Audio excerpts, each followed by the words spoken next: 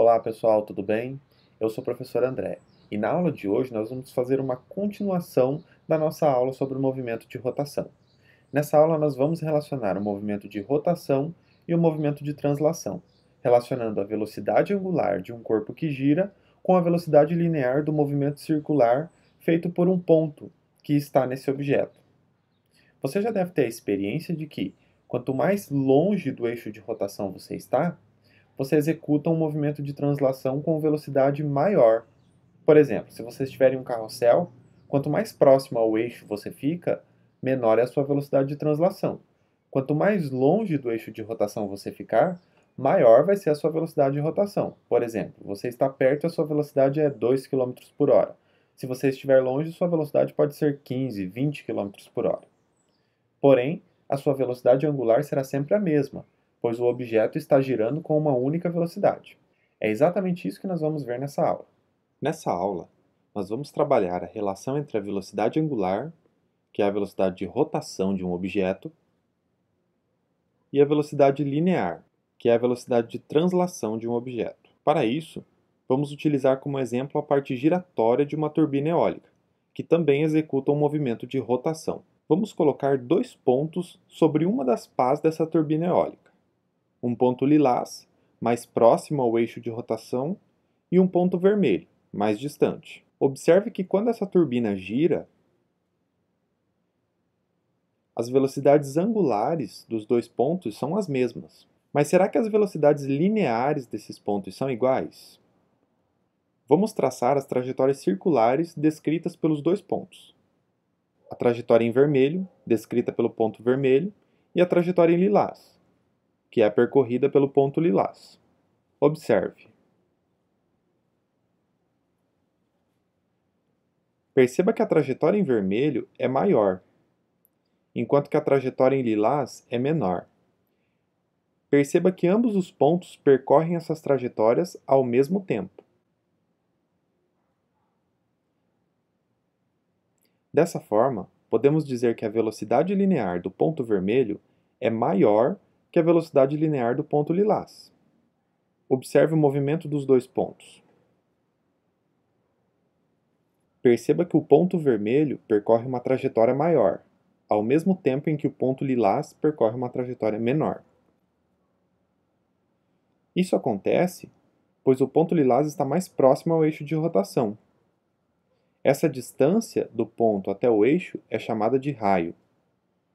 Vamos supor que a distância do ponto lilás ao eixo de rotação seja de 1 metro, enquanto que a distância do ponto vermelho até o eixo de rotação seja de 3 metros, 3 vezes maior.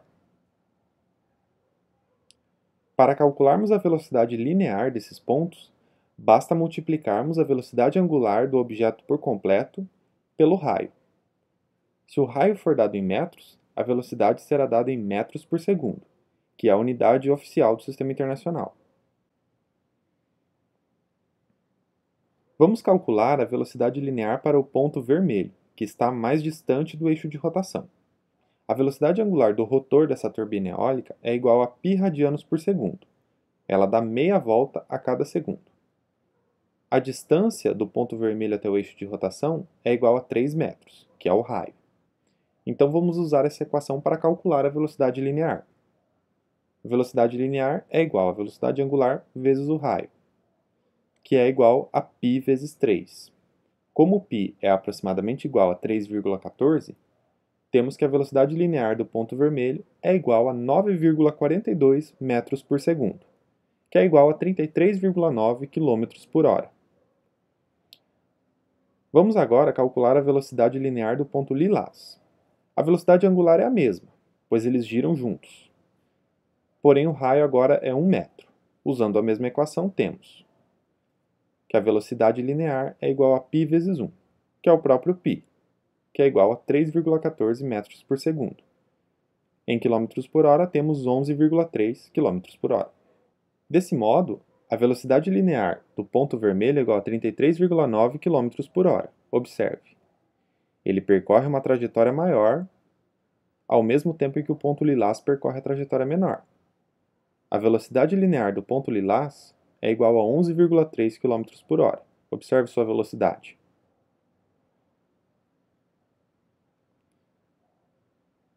Perceba que a velocidade do ponto vermelho é igual a 3 vezes a velocidade do ponto lilás.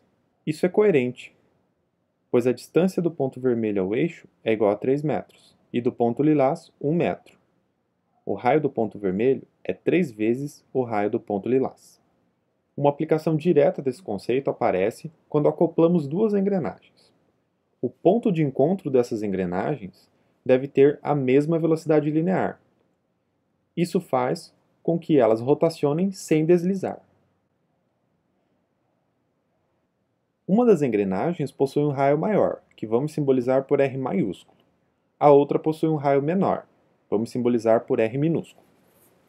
O raio maior vale 20 centímetros, enquanto que o raio menor vale 10 centímetros.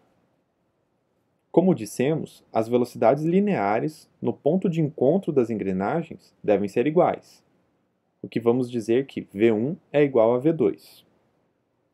Como a velocidade linear é igual à velocidade angular vezes o raio, podemos aplicar essa relação à equação, onde ômega1 vezes R maiúsculo, da engrenagem 1, é igual a ômega2 vezes R minúsculo, da engrenagem 2.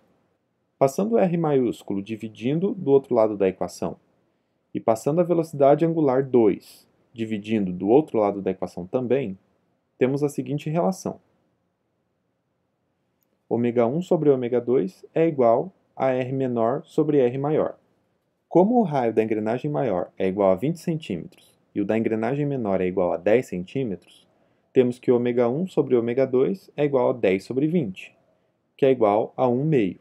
Passando o ômega2 para o outro lado da equação, nós percebemos que a velocidade angular da engrenagem 1, que é a maior, é igual a metade da velocidade angular da engrenagem 2, ou seja, ela gira mais devagar que a engrenagem 2.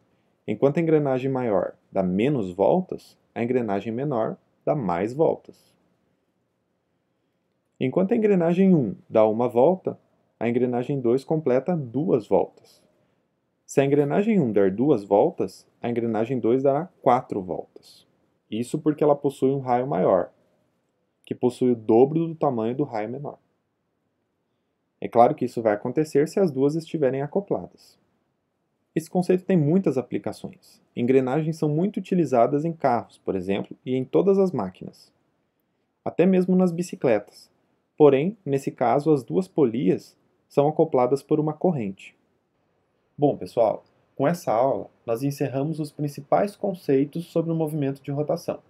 Eu espero que você tenha entendido que um ponto qualquer situado em um corpo que gira também executa um movimento circular, e quanto mais longe ele estiver do eixo de rotação, maior será a sua velocidade de translação.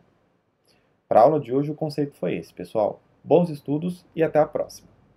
Se você gostou do vídeo, não se esqueça de se inscrever no nosso canal.